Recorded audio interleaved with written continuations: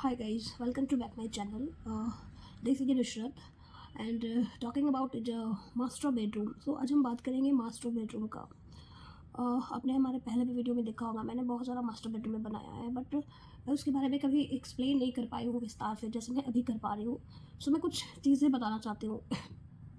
तो what is the average size of master bedroom. मतलब normally हमने बहुत सारे घरों में मास्टर बेडरूम का साइजेस अलग अलग देखा है. जो छोटे भी रूम होते हैं फिर भी लोग उसे मास्टर बेडरूम कहते हैं. तो वो एक एवरेज साइज जो होता है मास्टर बेडरूम का, मैं उसके बारे में आप लोगों से शेयर करूँगी. सो मास्टर बेडरूम का जो साइज होता है, टिपिकली साइज बेसिकली साइज क्या होना चाहिए, जो हमारा डायमेंशन साइज होना चाहिए 16 to 12 होना चाहिए. वैसे तो लोग 14 to 16 रखते हैं, बट 16 to 20 हो तो ज़्यादा बेहतर होता है. 16 से 20 स्क्वायर फीट का जो लंबाई इंटू चौड़ाई जो होता है, एवरेज साइज आप कह सकते हैं 300 स्क्वायर फीट, तो वो एक बेहतरीन साइज माना जाता है. 300 पर स्क्वायर फीट जो होता है वो एक अच्छा साइज माना जाता है. बाकी और भी सारे कॉमन रूम हो गए, गेस्ट रूम हो गए, तो उसके बारे में भी मैं बाद में बात करूँगी. पहले मैं मास्टर बेडरूम के बारे में बात करूँगी आपसे, ठीक है. सो मास्टर बेडरूम साइज जो बेसिकली हम लोग 350 एवरेज जो मैं बता रही हूँ, बेसिकली ये कंफर्टेबल साइज है. जैसे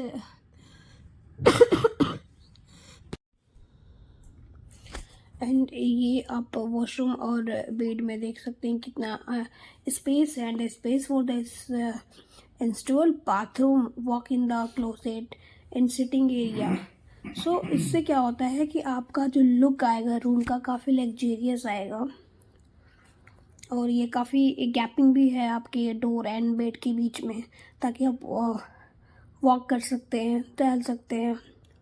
एंड जो मैं ये 2D नक्शा दिखा रहा हूँ, सो इसमें भी मैं ये दर्शाना चाहती हूँ कि तो avoid the mirror placing direct in front of bed. जो कि आपके बेड के सामने जो भी मिरर होता है उसे अवॉइड करना चाहिए, क्योंकि इससे क्या होता है कि आपके रिलेशनशिप में इश्यूज आ सकते हैं आगे चल के. सो एंड वार्डरोब की बात करें तो master bedroom place the wardrobe in the south. So if you want comfortable size and comfortable space in your home, so that's why the 320 या 350 is per square feet and आपके room होना चाहिए. And एक and more for large room with sitting area. That's means कहने का मतलब ये है कि आपको उस रूम में सिटिंग एरिया भी चाहिए. सिटिंग एरिया के बाद हम लोग फर्नीचर पे आएंगे कि किस साइड में हमें फर्नीचर यूज़ करना चाहिए. मैं डायमेंशन और 2D के भी की सहायता से भी आपको मैं विजिबल कराऊंगी, दिखाऊंगी. And according to master bedroom, a king size bed more space for queen. That means आपके मास्टर बेडरूम में किंग एंड क्वीन बेड का दोनों का स्पेस होना चाहिए. या तो आप किंग बेड रख सकते हैं या तो आप क्वीन बेड रख सकते हैं. एंड कम टू फर्नीचर में सबसे पहले बात ये आती है कि आप बेड साइड में बेड लैम्प जो होते हैं वो आप रख सकते हैं, बिकॉज वो सबसे ज़्यादा नीट होता है. बेड साइड मीन्स टेबल जो मैं बता रही हूँ आपको, table lamp. And potential sitting of chair, मतलब टेबल लैम्प के बाद आपका चेयर भी होना चाहिए. उस रूम में इतना तो स्पेस होना चाहिए कि दो लोग आराम से कंफर्टेबल चेयर पे बैठ जाए, चेयर या सोफ़ा पे बैठ जाए, इतना जगह होना चाहिए आपके मास्टर बेडरूम में.